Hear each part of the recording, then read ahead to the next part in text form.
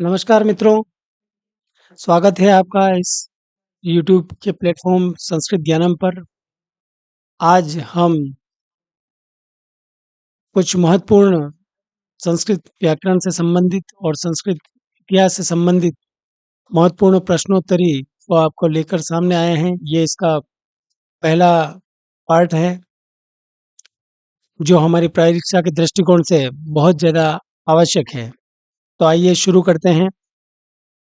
बृहस्पति ने सबसे पहले इस व्याकरण को इंद्र से कहा और बृहस्पति को ब्रह्मा जी ने इस व्याकरण का ज्ञान दिया था और इंद्र ने लगभग 1000 दिव्य वर्षों तक इसका अध्ययन किया, परंतु इसका अध्ययन फिर भी समाप्त नहीं हुआ।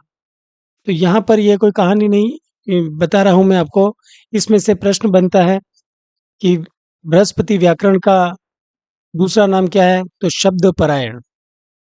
और इंद्र का अध्ययन काल कितना था? तो 1000 दिव्य वर्ष था। और इंद्र को प्रथम संस्कर्ता कहा गया है संस्कृत भाषा का।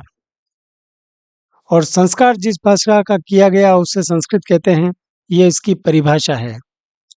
व्याकरण के प्रथम आचार्य ब्रह्मा को माना जाता है, द्वितीय आचार्य बृहस्पति को माना जाता है, तृतीय आचार्य को इंद्र माना जाता है और चतुर्थ आचार्य व्याकरण के भारद्वाज ऋषि है। भारद्वाज ने ऋषियों से कहा, ऋषियों ने ब्राह्मणों से कहा। इस प्रकार हमारे सामने अलग अलग इस प्रकार के क्वेश्चन आ सकते हैं। अब व्याकरण के दो संप्रदाय हैं, ऐन्द्र संप्रदाय और माहेश्वर संप्रदाय। ऐन्द्र संप्रदाय वो है जिससे कि वैदिक व्याकरण और वैदिक जो संस्कृत बनती है, और माहेश्वर संप्रदाय से आगे चलकर पाणिनि ने इसकी रचना की थी। तो वेद पुरुष के 6 अंग माने जाते हैं और 6 अंग में सबसे पहले वेद पुरुष के पैर छंद शास्त्र को कहा जाता है या माना जाता है। वेद पुरुष के हाथ कल्प शास्त्र हैं। वेद पुरुष के नेत्र ज्योतिष शास्त्र को माना जाता है और वेद पुरुष के कान निरुक्त शास्त्र हैं और वेद पुरुष के नाक शिक्षा शास्त्र हैं और वेद पुरुष के मुख व्याकरण है। इस प्रकार से व्याकरण इन सभी में प्रमुख मानी जाती है, क्योंकि व्याकरण से ही सभी प्रकार से इस संस्कृत को परिष्कृत रूप से प्रदर्शित किया जा सकता है। वेद के 6 अंग है और व्याकरण की व्युत्पत्ति वि और आंग उपसर्ग और क्री धातु और ल्यूट प्रत्यय करने से व्याकरण शब्द की निष्पत्ति होती है। व्याकरण के अन्य नाम हैं शब्दशास्त्र, शब्दानुशासन, पद विद्या। इस प्रकार ऐसे भी प्रश्न आ सकते हैं कि व्याकरण के क्या-क्या नाम हैं, उनमें से कोई एक नाम देखकर भी आपको पूछा जा सकता है कि शब्दशास्त्र किसको बोलते हैं? तो व्याकरण को। या शब्दानुशासन किसको बोलते हैं? तो व्याकरण को। या पद विद्या किसको बोलते हैं? तो व्याकरण को। पाणिनि ने जिस क्रम में सूत्रों की रचना की थी, उसी क्रम में व्याख्यान, अध्ययन और अध्यापन होता है, उसे सूत्र क्रम कहते हैं। तो प्रश्न ऐसा आ सकता है कि सूत्र क्रम किसे कहते हैं? तो पाणिनि ने जिस क्रम से सूत्रों की रचना की, उसी क्रम में व्याख्यान, अध्ययन और अध्यापन होता है और इस क्रम को ही सूत्र क्रम कहते हैं।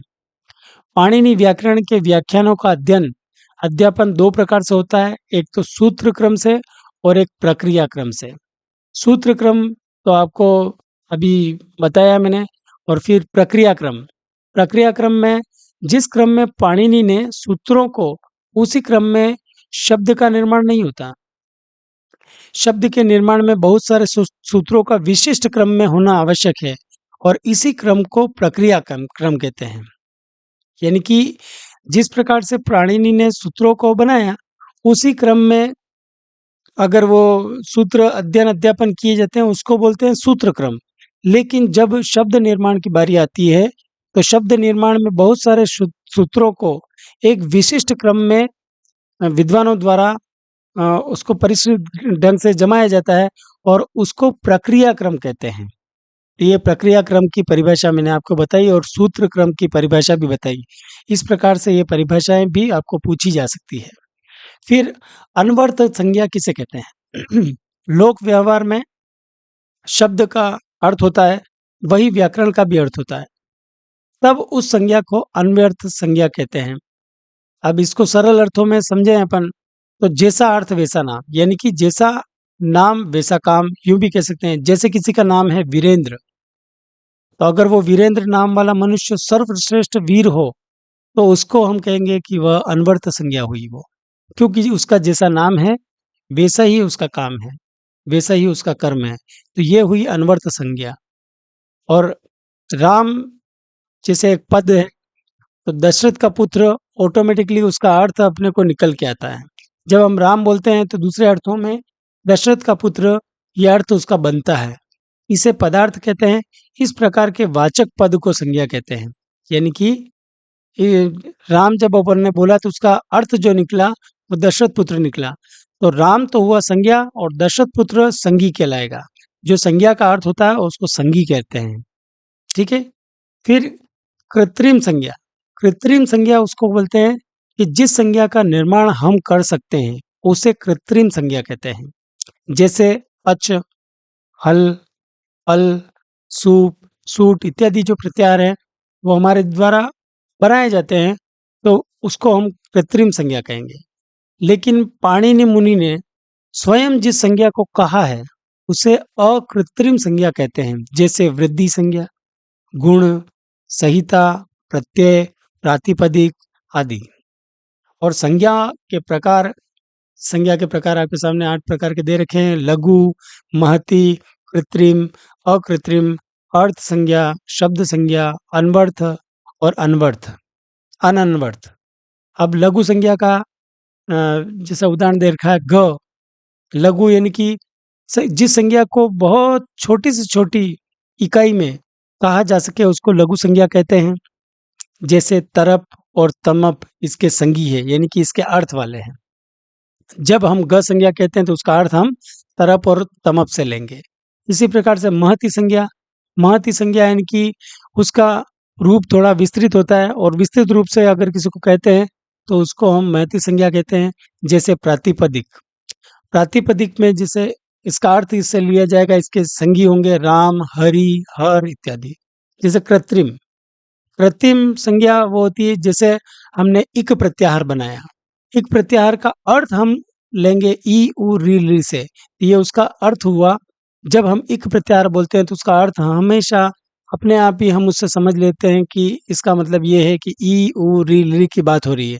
तो जब हम किसी प्रत्याहार या किसी पद को पढ़कर उसके दूसरे अर्थ को जान लेते हैं, उसके अंदर छिपे हुए अर्थ को जान लेते हैं, तो उसको संगी बोलते हैं। तो यहाँ पर इक प्रत्याहार कहा तो इसका अर्थ हमने ई, उ, री, ली से लिया। फिर अकृत्रिम। अकृत्रिम में जैसे वृद्धि है, वृद्धि का अर्थ हम लेंगे कि आ, ऐ, औ। जब हम बोलते हैं वृद्धि संज्ञा हुई, उसका हम अर्थ लेते हैं कि या तो उसको आ हो गया या फिर ऐ हो गया या फिर औ हो गया है। इसी प्रकार अर्थ संज्ञा। अर्थ संज्ञा में कर्ता जैसे इसका संज्ञा है और इसका संगी होगा रामः गच्छति। इसका अर्थ हम ऐसे लेंगे कि दशरथ का पुत्र, दशरथ पुत्रः। फिर शब्द संज्ञा जैसे पद रामः भवति। इसी प्रकार से अनवर्त संज्ञा। अनवर्त संज्ञा के बारे में मैंने आपको बताया था कि जैसा नाम वैसा काम। तो जब हम बोलते हैं सर्वनाम, सर्वनाम संज्ञा, तो उससे हम सभी सर्वनामों को ले सकते हैं। तद, इदम, एदत, एतद, इस प्रकार के जो भी सर्वनाम हैं वो सभी इसमें सर्वनाम संज्ञा में आएंगे। इसका अर्थ संगी में यह होगा। फिर अनन्वर्थ में जैसे ग संज्ञा है तो इसका अर्थ हम तरफ से है, तमप से है, इस प्रकार से लेंगे। तो इस प्रकार हमारे यहाँ पर भी बहुत सारे क्वेश्चन आते हैं, उनको हम बना कर लिख सकते हैं और ये याद रखने योग्य है। फिर जैसा अर्थ वैसा काम नहीं हो तो अनन्वर्त संज्ञा होता है। जैसे नाम धनपाल है परंतु वह व्यक्ति निर्धन हो। जैसे यहाँ पे अनन्वर्त संज्ञा की बात हो रही थी, तो अनवर्त संज्ञा का बिल्कुल उल्टा होता है। जैसे अनवर्त संज्ञा आ जाए तो अनवर्त संज्ञा क्या है, तो उसको हम कह सकते हैं कि जैसा काम वैसा नाम या जैसा नाम वैसा काम। लेकिन अनन्वर्त संज्ञा में जैसा अर्थ वैसा नाम नहीं हो तो अनवर्त संज्ञा होती है। जैसे कि कोई कुबेर नाम है और निर्धन है, जैसे धनपाल नाम है और वो परंतु व्यक्ति निर्धन है, तो उसके नाम के अनुरूप नहीं है, तो वो अनन्वर्त संज्ञा हुई। इसी प्रकार से सूत्र का अर्थ व्याकरण शास्त्र के अनुसार सार गर्भित अत्यंत लघु वाक्य को सूत्र कहते हैं। सार गर्भित अत्यंत लघु वाक्य को सूत्र कहते हैं। सूत्रों के 6 प्रकार हैं। तो परीक्षा में ऐसा पूछा जा सकता है कि सूत्र कितने प्रकार के हैं? तो 6 प्रकार के हैं। उसमें सबसे पहले है संज्ञा, फिर दूसरा है परिभाषा, दूसरा है विधि, चौथा है नियम, पांचवा है अतिदेश, छठा है अधिकार। इस प्रकार से सूत्रों के 6 प्रकार हैं। संज्ञा के 8 प्रकार हैं। फिर परिभाषा, जो सूत्र अनियम को नियम करता है उस सूत्र को परिभाषा सूत्र कहते हैं। जैसे हमें 2 मार्ग प्राप्त होते हैं कहीं पर और उसमें से हमको चुनना होता है कि ये सही है या गलत है, तो हम उस सही व मार्ग को चुनते हैं, तो जो गलत मार्ग होता है उसको छोड़ देते हैं। तो उस तरीके को हम कहते हैं कि परिभाषा सूत्र। परिभाषा सूत्र हमें अनियम से नियम की तरफ ले जाता है। इसीलिए यहाँ पर परिभाषा में दे रखा है कि जो सूत्र अनियम को नियम करता है उस सूत्र को परिभाषा सूत्र कहते हैं। फिर अष्टाध्यायी में कितनी परिभाषाओं का उल्लेख है? पाणिनि ने कितनी परिभाषाओं का उल्लेख किया है? तो उसका उत्तर है अष्टाध्यायी में पाणिनि ने 36 परिभाषाओं का उल्लेख किया है।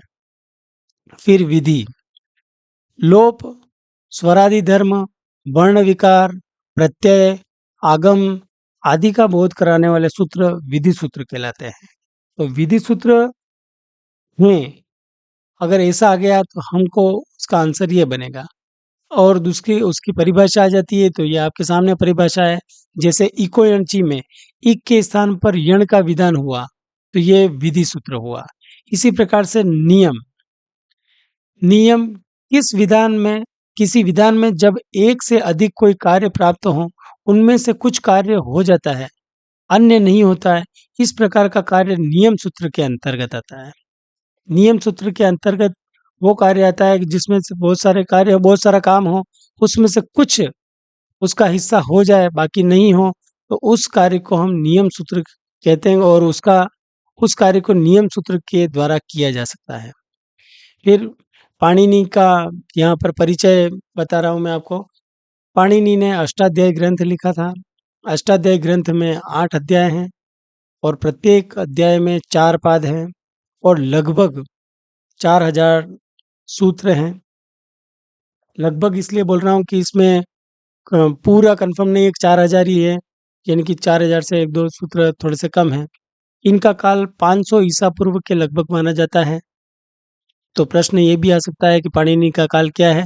तो पाणिनि का काल 500 ईसा पूर्व के लगभग माना जाता है। इनके पिता का नाम पणि या फिर पाणिन था। इनकी माता का नाम दाक्षी था।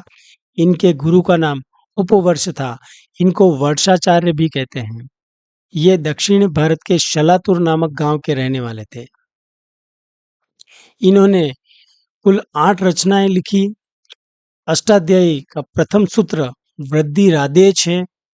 अंतिम सूत्र अ अह है। इनकी उपाधि सूत्रकार या संक्षेपक भी इनको कहा जाता है। इनके संपूर्ण सूत्र 14 माहेश्वर सूत्रों के आधार पर बनाए गए हैं।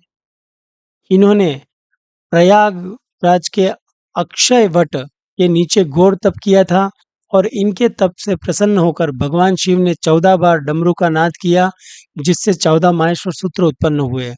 और कालांतर में इन्होंने 14 माहेश्वर सूत्रों के आधार पर संस्कृत के विभिन्न सूत्रों का निर्माण किया और अष्टाध्यायी जैसे महान ग्रंथ का निर्माण किया। तो इस प्रकार से पाणिनि के बारे में अगर कुछ पूछा जाए तो इतने सारे प्रश्न इसमें से बनेंगे कि उनका काल क्या है, उनकी माता का नाम क्या है, उनके पिता का नाम क्या है, उनके गुरु का नाम क्या है, वो कहाँ के रहने वाले हैं और उन्होंने कितनी रचनाएं लिखी और अष्टाध्यायी में कितने अध्याय हैं, कितने सूत्र हैं, कितने पाद हैं प्रत्येक पाद में। तो अष्टाध्यायी में जैसे 8 अध्याय हैं, प्रत्येक पाद में 4 पाद बनते हैं, तो 8 चौक 32 पाद हो गए। तो इस प्रकार से कुछ भी घुमा फिरा कर प्रश्न पूछा जा सकता है। फिर पतंजलि।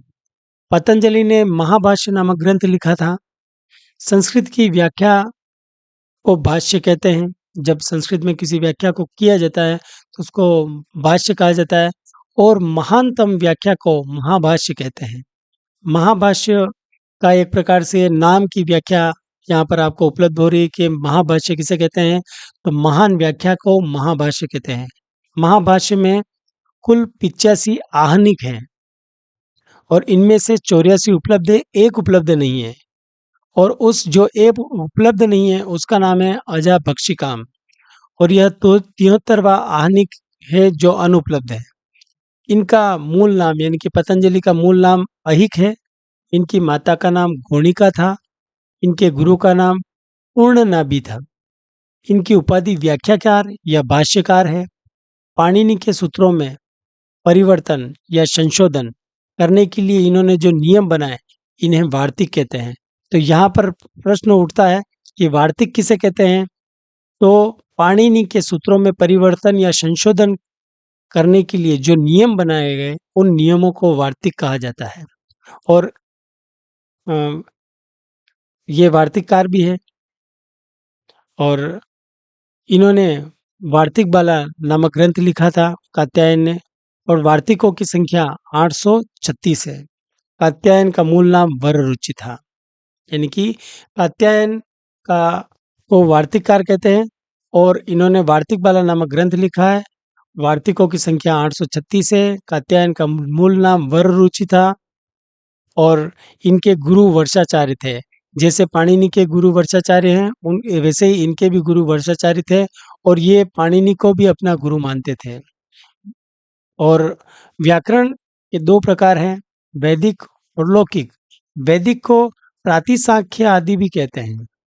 इस प्रकार से ये पाणिनि, पतंजलि, कात्यायन, इनको संस्कृत में त्रिमुनि के नाम से भी जाना जाता है। फिर माहेश्वर सूत्रों की संख्या 14 है। इत संज्ञक वर्णों की संख्या 13 प्लस 1 है। यानी कि इत संज्ञक में स्वर लण में ल की इत संज्ञा होती, ल में स्थित अ की इत संज्ञा होती है, और इस प्रकार से 13 तो व्यंजन है और एक स्वर है जिसकी इत संज्ञा होती है।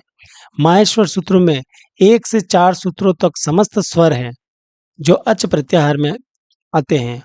5वां सूत्र और छठा सूत्र अंतस्थ का है। 7वां सूत्र अनुनासिक का है। 8वां और 9वां सूत्र वर्गों के चतुर्थ अक्षर का है। 10वां सूत्र वर्गों के तीसरे अक्षर का है। 11वां और 12वां सूत्र वर्गों के पहले और दूसरे अक्षर का है, और 13वां और 14वां सूत्र ऊष्म वर्ण का है। इस प्रकार माहेश्वर सूत्र जो है, 14 माहेश्वर सूत्र हैं, उनका वर्गीकरण आपके सामने है।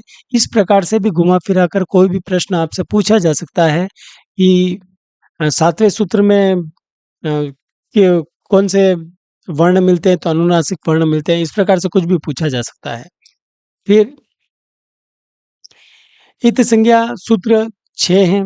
उपदेशे अज अनुनासिक इत हलन्त्यम आदि रिंग टुडवः चुटु श प्रत्ययस्य लशक्व तद्धिते। ये इत संज्ञक सूत्र हैं। इनको भी आपको याद रख लेना चाहिए। इनके बारे में डिटेल में मैंने इत संज्ञा वाले क्लास में आपको बता रखा है। फिर संस्कृत में उपदेशों की संख्या। संस्कृत में उपदेशों की 9 संख्या है। 9 उपदेश माने जाते हैं। धातु पाठ, सूत्र पाठ, गण पाठ, उणादि पाठ, लिंगानुशासनम, वाक्य, प्रत्यय, आगम, आदेश। ये 9 प्रकार के उपदेश माने जाते हैं। उपदेशों की संख्या 9 है। इस प्रकार से मैंने आज आपको ये कुछ प्रश्नों की श्रृंखला बताई है। इन प्रश्नों की श्रृंखला को मैं अनवरत जारी रखूँगा, और इस प्रकार से आगे एक के बाद एक आपको प्रश्न और उनके उत्तर और उनके समाधान देने का प्रयास करूँगा। आशा है आपको यह क्लास और यह विषय आपको अच्छा लगा होगा। इस प्रकार से आपकी परीक्षा की तैयारी में सहयोग करने की दृष्टिकोण से ये आपको ये प्रश्नोत्तरी की माला कैसी लगी, इसके संदर्भ में आप कमेंट में मुझे आपके सुझाव दे सकते हैं। धन्यवाद।